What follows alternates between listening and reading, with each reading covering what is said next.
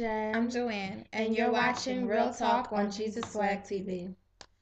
Now, last month we posted our first video and we got a lot of comments, Yes, we did. but we only had one comment that pertained to the question. This is true, America. And Jesus Swag World. Yes. So basically, the comment was she brought up the term courtship. And Joanne, what is the definition of courtship? Drum roll. Courtship is selecting and attracting a mate for marriage. For marriage. So, young people, this means that as Christians, you should court, not date. Now, let's just set the record straight and let everybody know that courtship is not a biblical term. It is a man-made Christian terminology that I guess we as Christians, or the Christians before us, created to distinguish worldly dating from Christian dating. And the difference between worldly dating and Christian dating, and the difference between courtship and dating, is that in courtship there is no sex, there is no making out, there is no shacking up. Shacking up means living together before marriage. And there is a very low intimacy rate. And what I mean by that, and I want to say that there are ways of getting intimate aside from being physical.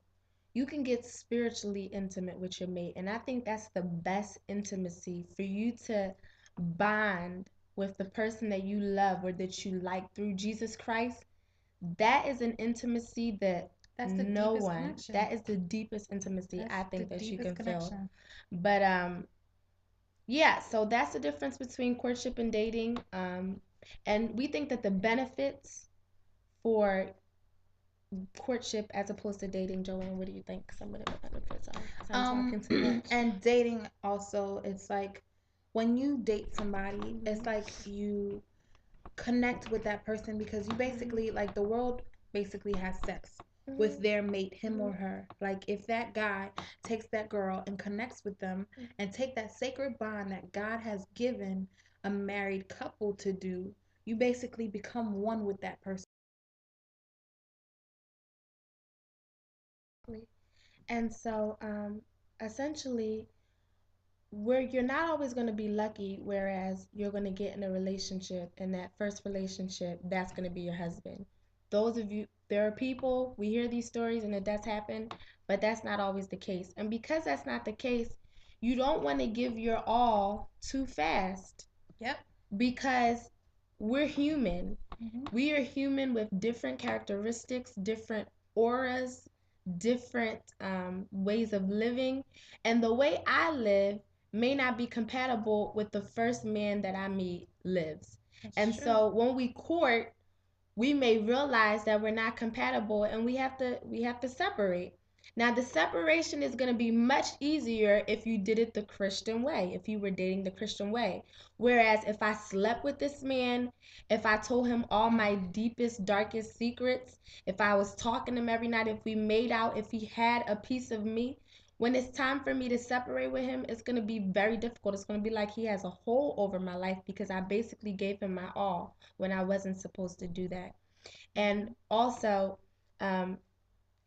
you only shouldn't save yourself because, one, you don't want to have all this baggage. Two, the Bible tells us that we have to save ourselves for marriage.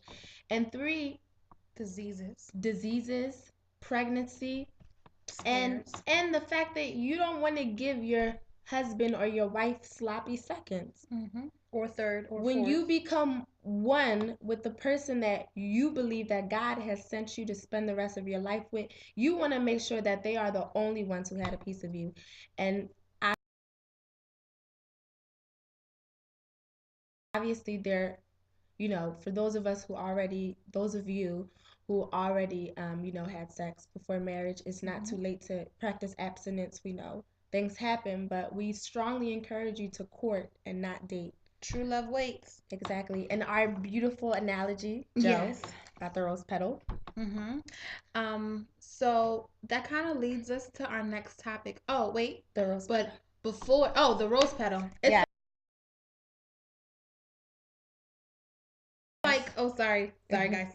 So, the rose petal is basically like taking one petal, giving it to each guy, and by the time your that you walk husband down the comes, aisle and your husband comes or your wife comes, all you're you basically have is a handing stem them is a stem with and thorns.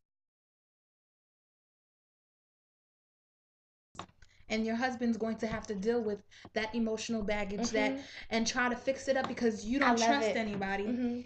You don't trust anybody. You don't because you've been through so much that you don't even trust him or her, and you might even not even, you're gonna miss out on your Mr. Right and because now of your past. he or she has to suffer for what everybody else did to you. Now, if you were doing it the Christian way, all you did was meet somebody who you probably thought was cute. They were Christian. That's going to get into our next topic. And you're like, okay, let me see. You know, you If pray that on person it. has Let me see if potential. that person can be my husband or my wife. That's what courting is. You probably go out on a date, dinner, things like that. I wonder if, because this is funny what I'm about to say, but I wonder, since we're using courtship, if we say go out on a court. Like that, no. Yeah, I I guess was gonna that was play crazy. myself. I was gonna say basketball. But okay, guys, that went over my head. All right, so you go out on the court, and that's funny. You go out on the court and you look for your player. True. Sorry, guys. Okay. We're silly. I know. So you go out on a date, you know, it's innocent.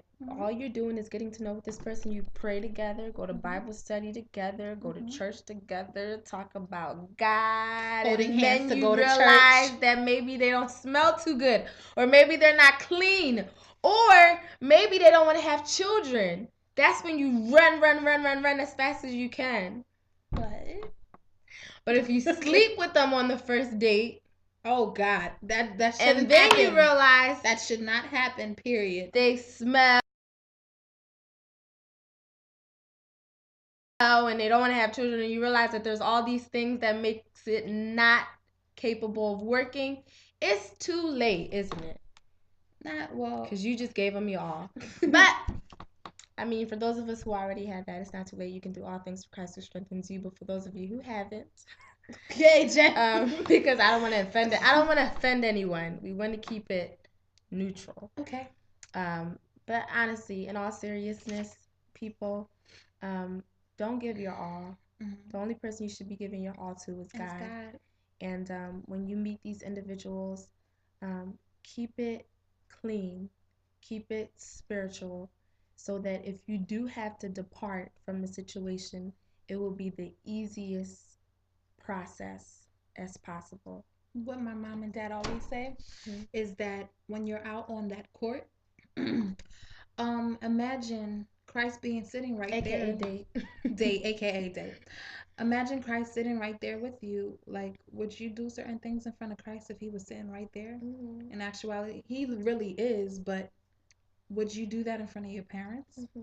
Like, keep it real. Keep it 100 with yourself. Exactly. Don't put yourself in a situation that you can't handle.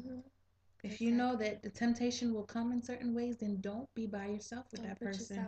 Don't be in certain, like, if you know that in movies or in dark places you feel like you need to just be extremely intimate with somebody, then don't be there. Exactly. Don't be there. Point blank. Plain and simple. So to go back to the original question, which was what is the appropriate age to start dating, based on everything that